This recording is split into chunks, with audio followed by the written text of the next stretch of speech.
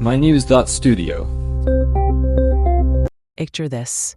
Offices falling quiet on Fridays, inboxes left untouched over the weekend. Are we seeing the end of the standard 40-hour work week? That's quite a scene. And just to note, today's date is 2025-08-07. Let's dive right in. In the last few years, some major economies have really started to rethink what work looks like. For instance, there were those 4-day workweek trials in the UK.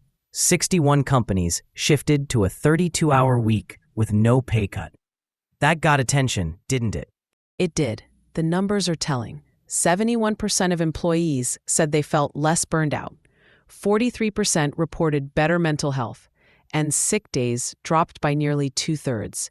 And here's what surprised people. Company revenues didn't drop. For quite a few, they actually went up. So if people are working fewer hours but getting more done, it really challenges the old work model.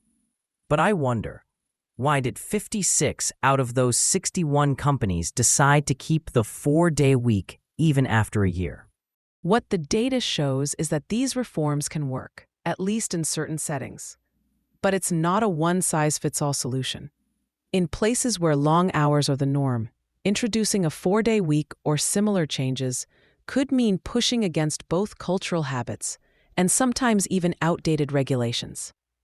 That actually reminds me of Australia's recent right to disconnect laws. Employees there can now legally ignore work emails and calls after hours, unless there's a compelling reason not to. Is this mainly about digital burnout? Yes, it is. With people always connected, the line between work and life has gotten blurry. These laws try to set clearer boundaries. Although not everyone supports them, some business groups say this could hurt productivity or put them at a disadvantage internationally. Is that a real concern or just resistance to change? I think it depends on the industry. There are fields where being reachable at all times actually matters. But overall, we're seeing a shift toward valuing well-being and flexibility. Across Europe, for example, the EU is working on pay transparency and narrowing gender pay gaps. Spain and Sweden are even testing shorter work weeks and expanding family leave, including paid leave for grandparents.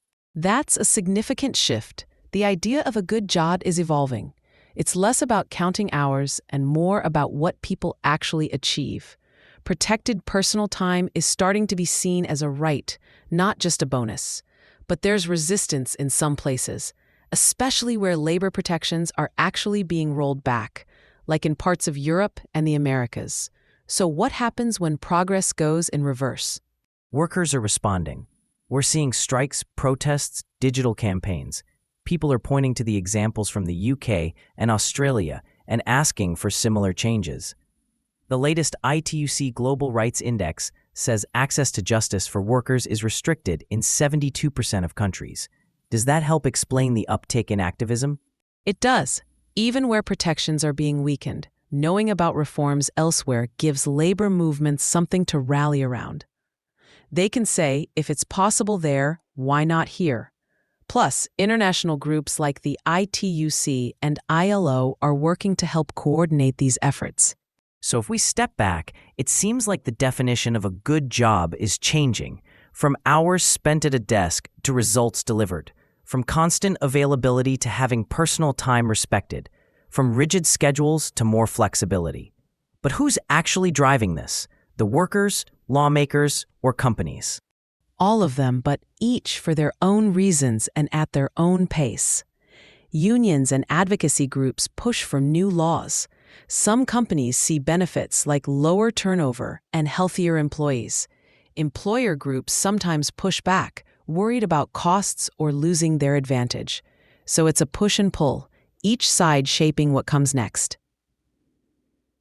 And underneath it all, this isn't just about extra perks. It's really about how we value time, health, and fairness as a society. Do you think we're laying the foundation for a more humane work culture, or is this just a phase? That's the central question.